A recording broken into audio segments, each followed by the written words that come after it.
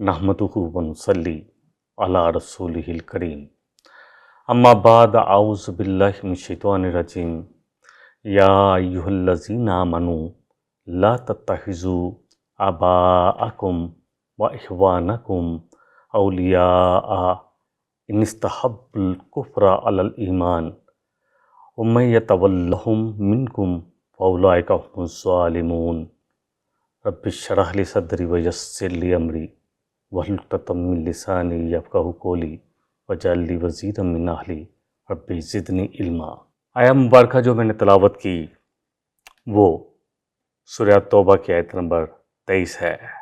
अल्लाह सुब्हानहू व तआला फरमा रहे हैं कि ऐ ईमान वालो, या अय्युहल्लज़ीना आमनू ला तत्तखिज़ू आबाअकुम व इख्वानकुम औलियाअ। क्या ईमान वालो, ना बनाओ अपने बाप दादा को और अपने भाइयों को दिली दोस्त। क्यों नहीं बनाना उनको दिली दोस्त? क्यों नहीं बनाना चाहिए? कब नहीं बनाना चाहिए? ये भी सवाल पैदा होता है। इन इस्तहब्बुल कुफ्रा अलल ईमान, अगर वो कुफ्र को ईमान पर तरजीह देते हों, कुफ्र की तरफ राग़िब हों, उसको पसंद करते हों ईमान के मुकाबले में, और फिर ऐसे लोग जो चाहे भाई हों, चाहे बहनें हों, चाहे माँ बाप हों, चाहे ये करीबी तरीन रिश्तेदार हैं या बेटे बेटियाँ हों, अगर ऐसे लोग जो कुफ्र को पसंद करें ईमान के बजाय, या तरजीह दें कुफ्र को, अल्लाह की नाफरमानी को अल्लाह की फरमाबरदारी के बजाय, तो उनको नहीं बनाना। और अल्लाह सुब्हानहू व तआला फरमा रहा है कि फिर भी अल्लाह के इस हुक्म आने के बाद भी जो लोग उनको दोस्त बनाए रखेंगे, वमन यतवल्लहुम मिनकुम, फिर जो भी उनको अपना दिली दोस्त बनाएगा, फउलाइका हुमुज़ ज़ालिमून, तो उसका शुमार भी ज़ालिमों में से हो जाएगा। अब आज के उस वक़्त के हालात ये थे कि डेफिनेटली बहुत सारे लोग ईमान ले आए और बहुत सारे लोग अभी कुफ्र पर अड़े हुए थे, अल्लाह की नाफरमानी पर अड़े हुए थे। असल बात यह है कि आज कुरान को जब हम पढ़ते हैं तो इसे आज के हालात के मुताबिक हमें समझना है कि आज के हालात के मुताबिक मेरे और आपके लिए इसमें क्या हदायत है। उसके बारे में तो इंशाअल्लाह ताला मैं वाज़ेह कर दूंगा और भी आगे जाके कुछ आयात से और हदीस से। यहाँ पर जो है आज हमारा लिए क्या है। देखिए, आज बहुत सारी अल्लाह के नाफरमानी वाले काम हम इसलिए करते हैं कि क्या करें, अब रिश्तेदारी छोड़ी नहीं जा सकती। ऐसी बिदात में जाते हैं जो अल्लाह और उसके रसूल की कुल्ली नाफरमानी होती है, लेकिन एक्सक्यूज़ ये पेश करते हैं मैं और आप कि क्या करें जी, अब इतने भाई है, बहन है, अब माँ बाप हैं, अब सबको छोड़ा कैसे जा सकता है। या बहुत सारी रसूमात में हम जाते हैं जिसमें अल्लाह और उसके रसूल की खुली नाफरमानी होती है। म्यूज़िक ऐसा कि कान पर ही आवाज़ ना आए, शैतानी आवाज़ें गूंज रही होती हैं, औरतें और मर्द जो हैं खुल्लम खुल्ला इखलात होता है उनका, और फिर ऐसी महफ़िलों में ना जाएं तो ये परेशानी होती है कि क्या करें जी, रिश्तेदारी टूट जाएंगी। वाइज़ा मर्रू बिल्लग़वी मर्रू किरामा। सूरह फुरक़ान में आता है कि ऐसी महफ़िलों में अगर गुज़र भी हो जाए, कुछ चला भी जाए, कोई आपसे कहे कि आ जाए, नहीं नहीं नहीं, बड़ा अच्छा होगा इंतज़ाम, और अगर चले जाएँ तो ऐसे जब लग़्व महफ़िल से गुज़र हो तो इज़्ज़त के साथ गुज़र जाए, खामोशी के साथ गुज़र जाए। आपने जो गिफ्ट देना है उनको गिफ्ट दें और बग़ैर किसी को मिले गुज़र जाए। मैं तो कोशिश यही करता हूँ कि फ़ोन कान पर लगाता हूँ, किसी को भी करके तो बाहर निकल जाता हूँ, क्योंकि हम ठहर नहीं सकते। कैसे हो सकता है कि अल्लाह और उसके रसूल से मोहब्बत के दावेदार हों और अल्लाह और उसके रसूल की खुलेआम नाफरमानी होती हो। अल्लाह अकबर। तो ऐसी महफ़िलों में कैसे बैठा जा सकता है। और सूरह अल माइदा में हमने पढ़ा है, नबी सल्लल्लाहु अलैहि वसल्लम से ख़िताब करके बताया गया कि ऐसी महफ़िलें जहाँ पर अल्लाह की नाफरमानी हो वहाँ ना बैठे, और अगर शैतान बुला भी दे कुछ वक़्त के लिए तो जैसे ही याद आए फ़ौरन वहाँ से निकलना है। अब इसको जो ख़ास कॉन्टेक्स्ट है जिसके लिए नाज़िल हुई उसके मुताबिक भी समझने की कोशिश करते हैं, क्योंकि मक्का में बहुत सारे जो हैं मुसलमानों के रिश्तेदार थे जो मदीने में हिजरत करके आ चुके थे वो मुसलमान, लेकिन उनके रिश्तेदार जो मक्का में थे, और नबी रहमत सल्लल्लाहु अलैहि वसल्लम अब क्योंकि दीन को गालिब करना था, अब मक्का जो है जिसमें अल्लाह का घर था, जिसमें 360 बुत रखे हुए थे, को मुशरकाना रसूमात से पाक करना था, اللہ کی کھلی نافرمانیاں ہو رہی تھی، کیسے طواف ہو رہے تھے، سیٹیاں تالیاں ان کی عبادت بن گئی تھی، اور عورتیں ننگے طواف کرنے کو سمجھ رہے تھے، یا مرد بھی کہ جی ننگا جو طواف کرے گا وہ زیادہ بہتر ہے کہ دنیا کی ساری علائش ہے، کیونکہ لباسوں میں بھی ہماری پتہ نہیں کمائی کیسی ہے۔ تو ایسے ایسے توہمات شیطان نے پیدا کر دیے تھے۔ سورہ مجادلہ میں بھی اس طرح آیت آتی ہے، اللہ تجدو قومی یؤمنون باللہ والیوم الآخر یوادون من حاد اللہ ورسولہ، کہ نہیں بناتے وہ لوگ جو ایمان والے ہیں اور اللہ اور آخرت پر ایمان رکھتے ہیں، ایسے لوگوں کو اپنا دوست یا ان سے محبت کی پینگیں نہیں بناتے جو اللہ اور اس کے رسول کے دشمن ہیں، مخالفت کرنے والے ہیں۔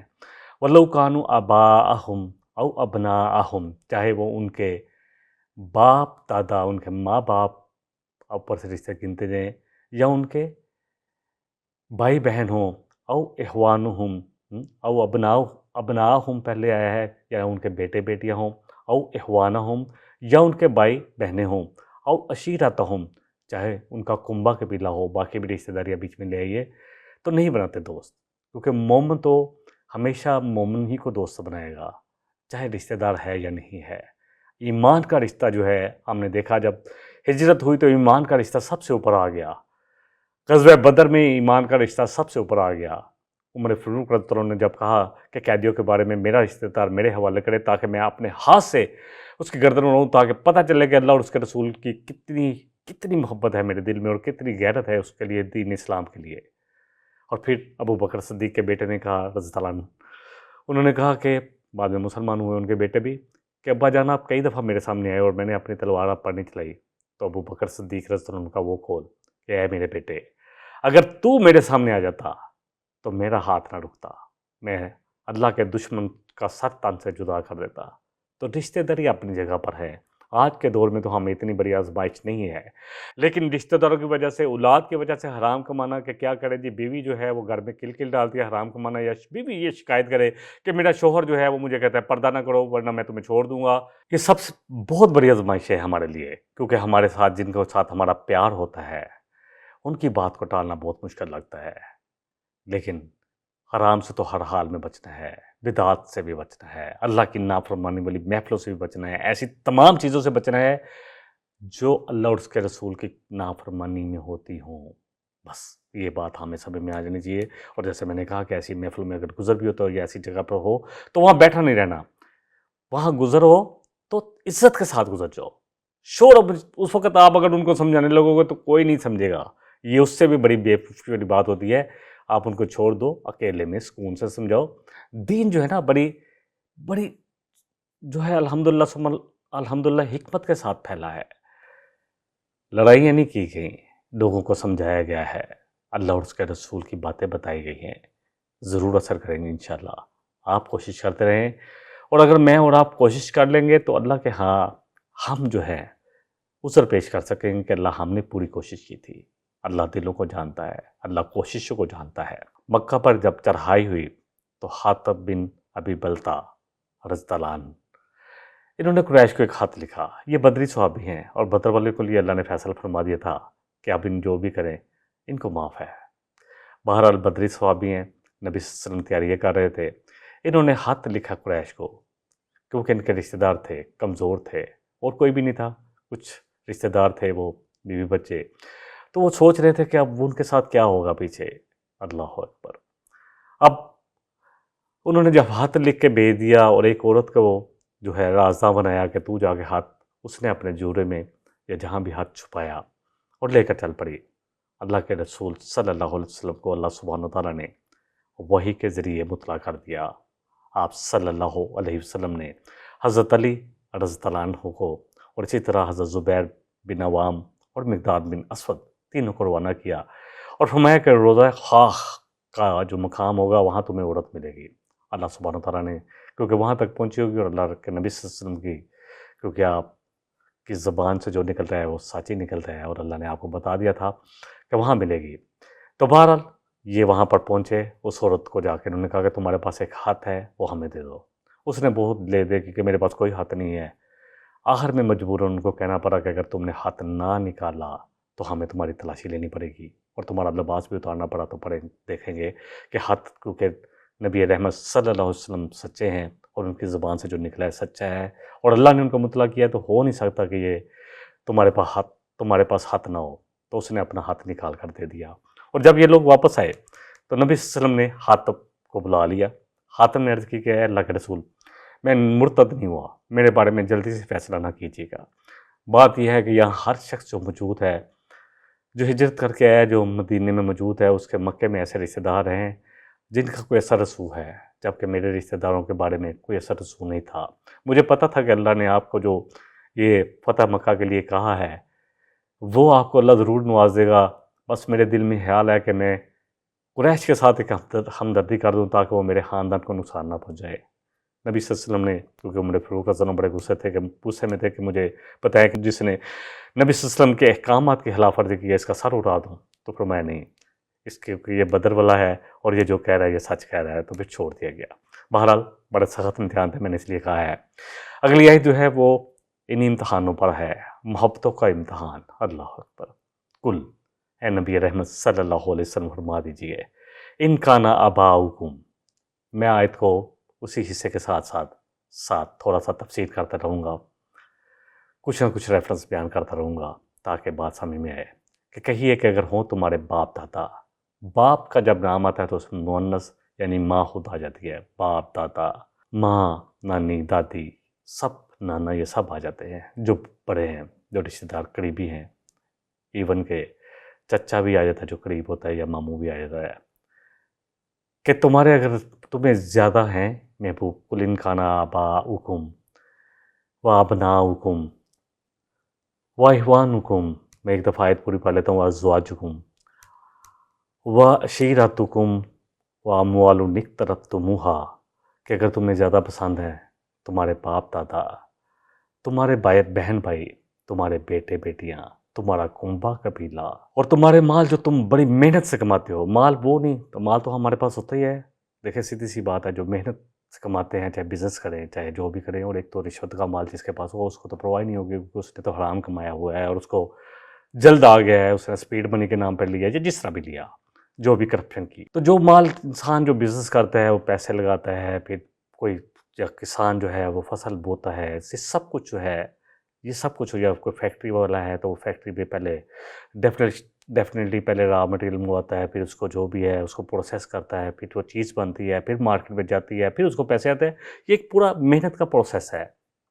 میں کیونکہ ایک بزنس مین ہوں، مجھے تو پتہ ہے، امپورٹ میں بھی آپ کو پہلے جو ہے آپ نے جو ہے ایل سی کھولنی ہے، پھر آپ کا مال آنا ہے، پھر اس پہ ڈیوٹی دینی ہے، آپ کا سب کچھ سرمایہ پہلے لگ جاتا ہے، اس کے بعد آپ کے پاس مال آتا ہے، پھر آپ کو کوسٹنگ پتہ کر چلتی ہے، پھر آپ اس پر پروفٹ لیتے ہو، پھر بیچنا ہے، پھر آگے جو اگر بیچ رہے ہیں تو وہ بھی ڈیفینیٹلی کریڈٹ میں جاتا ہے، اس کی پیمنٹ آنی ہے، نقصان ہو جائے، کچھ ہو جائے، کوئی سیلاب آ گیا یا مال میں بارش میں مال خراب ہو گیا، تو یہ سب کچھ ہے، تو نفع نقصان سب کچھ ہے، اس لیے حلال ہے۔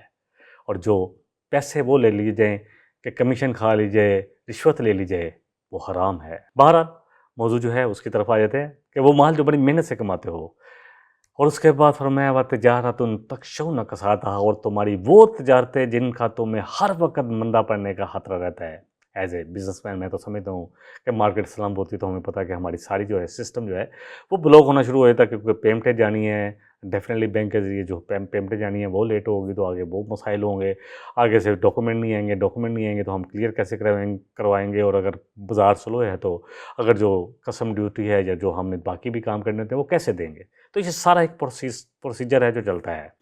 تو وہ تجارتیں جو ہیں اور جو تاجر پیشہ لوگ ہیں وہ ہمیشہ، جیسے میں یا کوئی بھی ہو، وہ یہ سمجھتے ہیں کہ ہمارا بزنس جو ہے پچھلے سال سے اگلے سال اگر کچھ تھوڑا اپ ہوا ہے 2-4% تو الحمدللہ ٹھیک ہے، اگر پورا ہے یا اس سے نیچے ہے تو پھر پریشان ہوتے ہیں کہ اب یہ تو جو ہے سلم کی طرف جا رہا ہے۔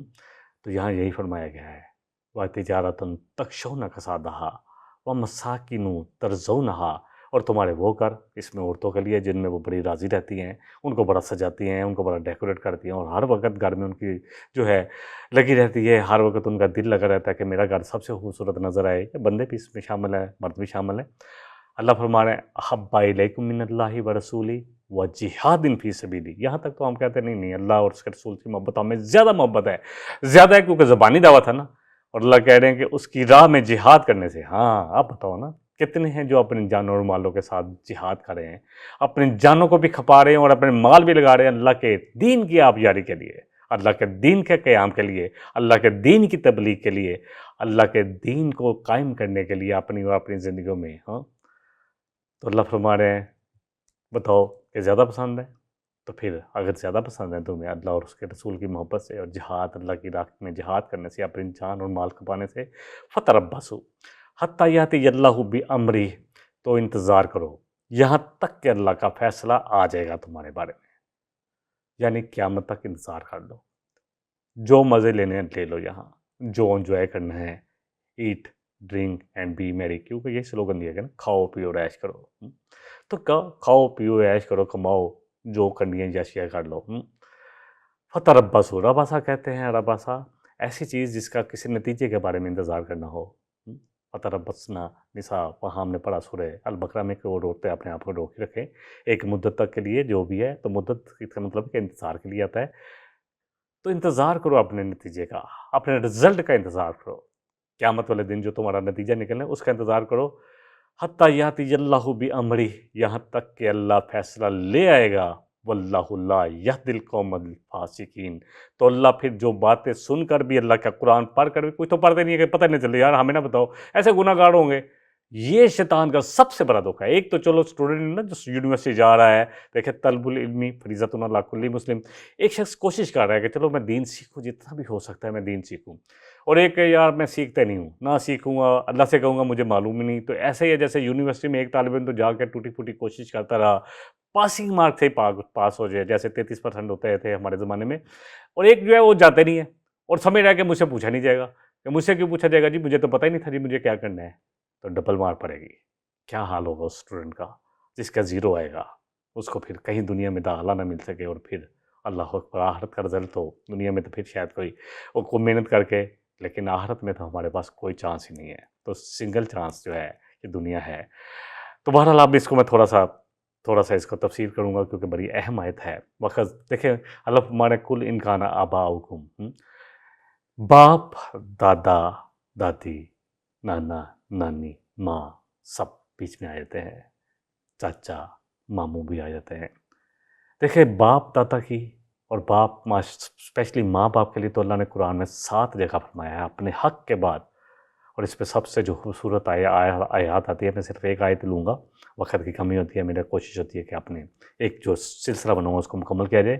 اللہ فرمانے میں قضا ربک اللہ تعبدوا الا ایاہ، اے نبی صلی اللہ علیہ وسلم، آپ کے رب نے یہ فیصلہ کر لیا ہے، کر دیا ہے کہ اس کے سوا کسی ایک کی بھی عبادت نہیں کی جائے گی، بندگی نہیں کی جائے گی، کسی کے آگے سر نہیں جھکایا جائے گا، کسی کے آگے رکوع نہیں ہوگا، کسی کو مشکل کشا نہیں بنایا جائے گا، کسی کو حاجت روا نہیں سمجھا جائے گا، کسی کو نہیں سمجھا جائے گا کہ اس کے پاس خزانے ہیں۔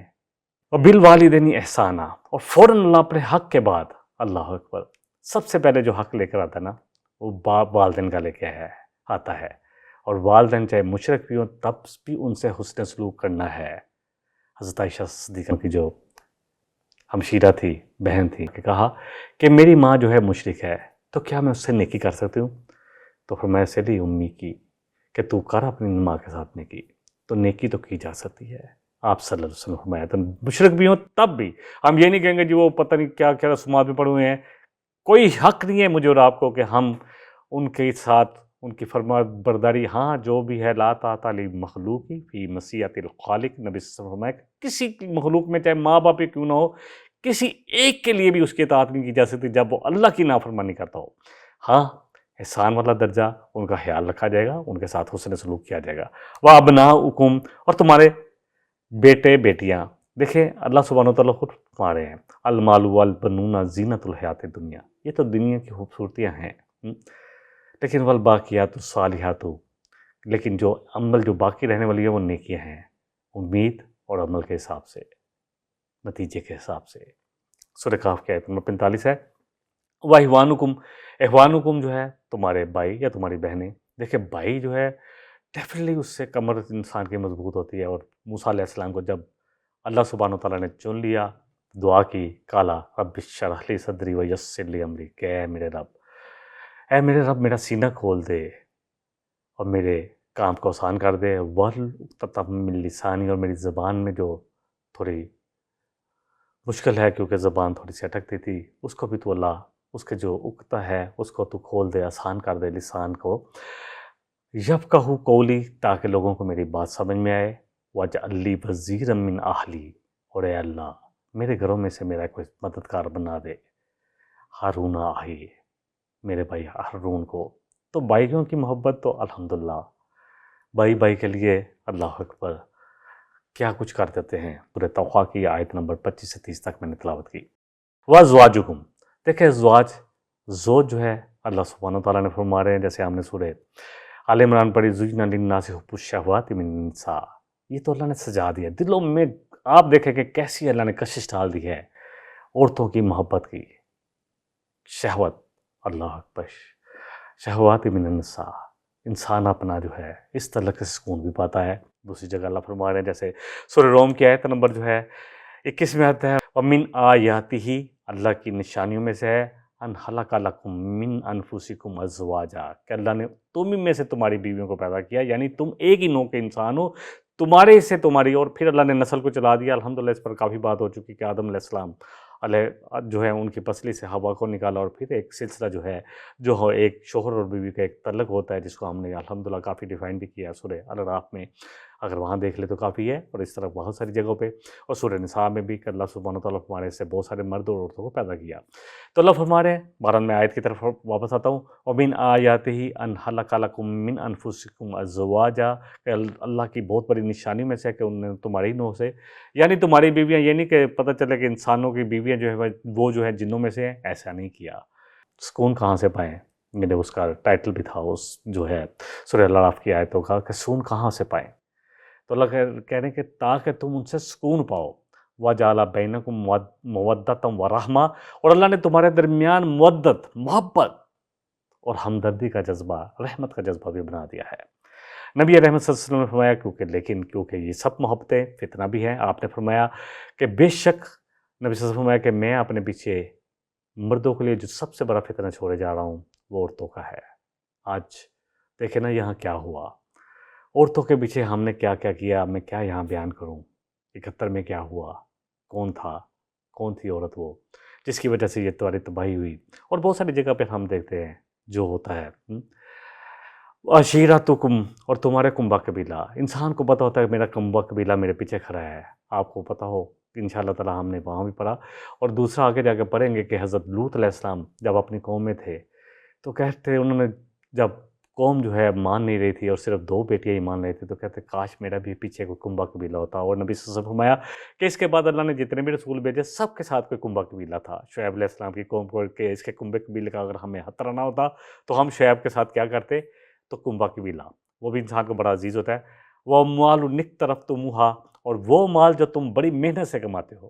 ایک تو مال ہوتا ہے نا جو وراثت مل جاتا ہے، مجھے میرے باپ سے وراثت مل گیا، کوئی پرواہ نہیں ہوتی، یقین جانے.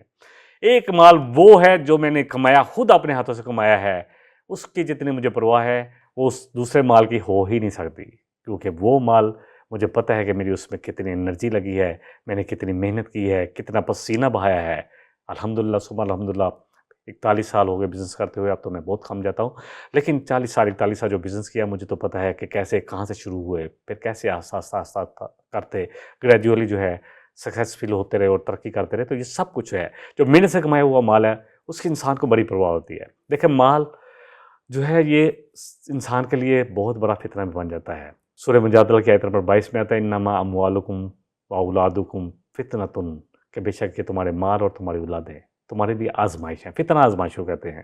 واللہ عندہ اجر عظیم، اور اللہ کے پاس ہے بہترین اجر. اور نبی صلی اللہ علیہ وسلم نے خود فرمایا کہ ہر امت کا ایک فتنہ ہوتا ہے، اور میری امت کا فتنہ مال ہے. آج مال کے لیے ہم اپنی بیٹیوں کو بھی بیچ دیتے ہیں. اللہ تعالیٰ معاف کرے. عافیہ صدیقی کے ساتھ کیا ہوا، اور باقی بہت سارے جو لوگ ہیں جن کا میں نام خوب جانتا ہوں کہ لوگوں کو دے دیا گیا صرف مال کے لیے، صرف مال کے لیے.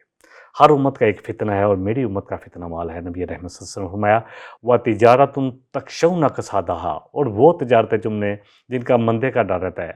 اب میرا بزنس ہے یا میں تھوڑا بہت بزنس میں جاتا ہوں، لیکن ایک چیز ہو رہتا ہے، ہم گریجولی دیکھتے ہیں کہ ہر سال ہمارا بزنس وہاں کھڑا ہے جہاں پچھلے سال تھا، یا اس سے بہتر ہے یا نیچے آیا. نیچے آئے تو ہم پھر سوچتے ہیں کہ کیوں نیچے آ رہا ہے، ہمیں کیا کرنا ہے، اس میں کیا ہماری کوتاہی ہو رہی ہے، یا کہاں ہم جو ہے کچھ جو ہے تھوڑا بہت جو ہے مس کر رہے ہیں کس چیز کو، یا کیا کر رہے ہیں. پھر ہم اس پر غور و فکر کرتے ہیں کہ مارکیٹ میں ڈیمانڈ کیا ہے، ہمیں کیا کرنا ہے. یہ سب کچھ ہوتا ہے. اللہ ہمارے وہاں مساکن ترزونہا، اور تمہارے وہ گھر جن میں تم بڑے راضی رہتے ہو، جن کو ڈیکوریٹ کرتے ہو. آج کل تو اللہ اکبر ایسے ایسے گھر بن رہے ہیں کہ محلات ہی بن رہے ہیں. اللہ تعالی ہم سب کو معاف کرے. احب الیکم من اللہ و رسولی، تمہیں زیادہ محبوب ہے اللہ اور اس کے رسول سے. اب کوئی بھی کہے گا کہ نہیں، اللہ اور اس کا رسول سے زیادہ محبوب نہیں ہے، کیونکہ زبانی دعویٰ ہے نا. عمل کی طرف آئیں گے تو پھر پتہ چلے گا، آگے تو حصہ ہے. بہرحال اس کو دیکھ لیتے ہیں. دیکھیں اللہ سبحانہ تعالیٰ جو ہے سب سے زیادہ محبت ہمیں کس سے کرنی ہے؟ اللہ سبحانہ تعالیٰ سے. والذین آمنوا اشد حبا للہ، وہ جو ایمان والے ہیں نا، ہم نے پڑھا سورہ البقرہ کی آیت نمبر 165 میں کہ جو ایمان والے ہیں نا وہ اللہ کی محبت میں شدید تر ہوتے ہیں.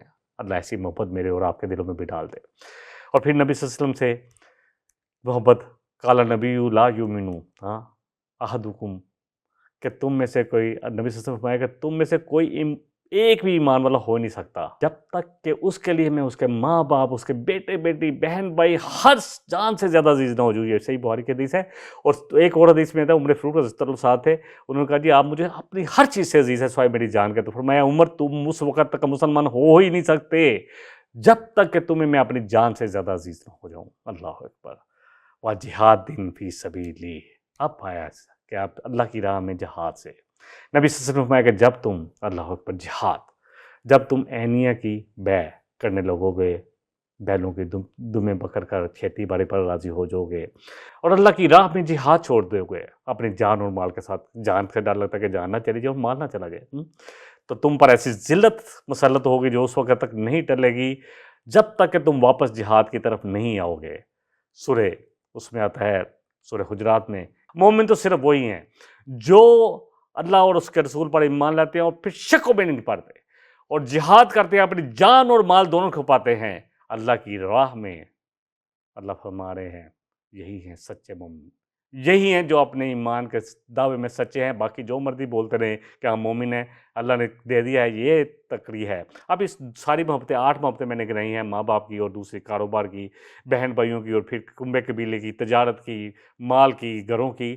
یہ ساری محبتیں ایک پلڑے میں رکھیں، تولیں اپنے آپ کو، اور دوسرے میں رکھیں اللہ اور اس کے رسول اور اللہ کی راہ، اللہ کے دین کے لیے کوششوں کو جان اور مال کے ساتھ. کہ کتنا مال خرچ کرتے ہیں اللہ کی دین کی آبیاری کے لیے، اللہ کے دین کو قائم کرنے کے لیے، اللہ کی دین کی تبلیغ کے لیے، اور کتنا کھپاتے ہیں. تو بچا بچا کے نہ رکھ سے، تیرا آئینہ ہے وہ آئینہ جو شکستہ ہو تو عزیز تر ہے نگاہ آئینہ ساز میں.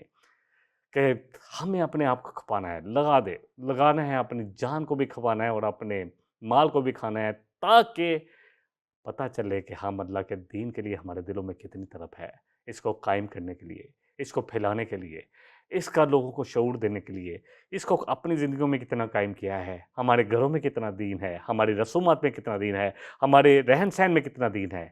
یہ سب کچھ محنت مانگتا ہے. اللہ سے دعا ہے. بہرحال اس کو میں آیت کو مکمل کر لیتا ہوں. فَتَرَبَّصُوا، اللہ فرما رہے ہیں کہ پھر انتظار کرو.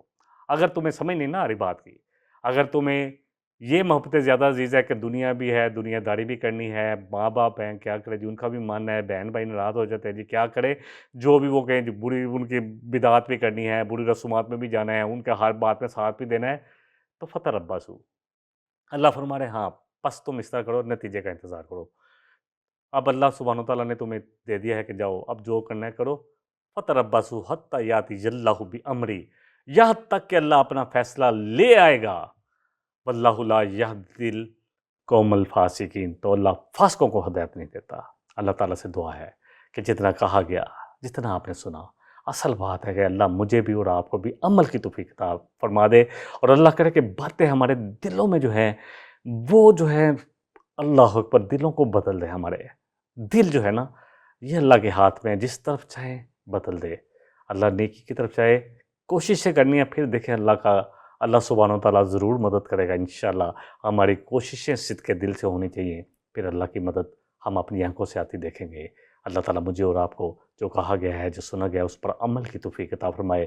وآخر دعوانا ان الحمدللہ رب العالمین۔ إن هذا القرآن يهدي للتي هي أقوم ويبشر المؤمنين الذين يعملون الصالحات أن لهم أجرا كبيرا